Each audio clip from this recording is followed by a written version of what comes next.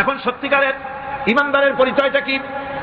কোরআনে কারীম সত্যিকারের ইমানদারের পরিচয় এভাবে পেশ করতেছে, ইন্নামাল মুমিনুনা আল্লাযীনা আমানু বিল্লাহি ওয়া রাসূলিহি সুম্মা লাম ইয়ারতাবু ওয়া জাহিদু বিআমওয়ালিহিম ওয়া আনফুসিহিম ফি সাবিলিল্লাহ উলাইকা হুমুস সাদিকুন।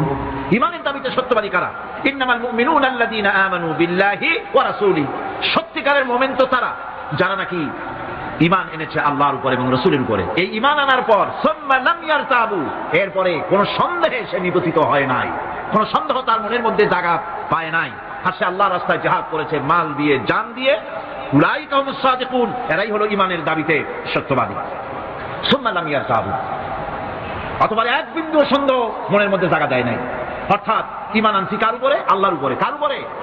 আর তার রাসূলের উপরে। আল্লাহ এবং রাসূলের উপরে ঈমান আনার পর যারা আল্লাহ এবং রাসূলের বিধান জীবনের সকল ক্ষেত্রে মানতে পারে নাই, তারাই সন্দেহে নিপতিত হয়েছে।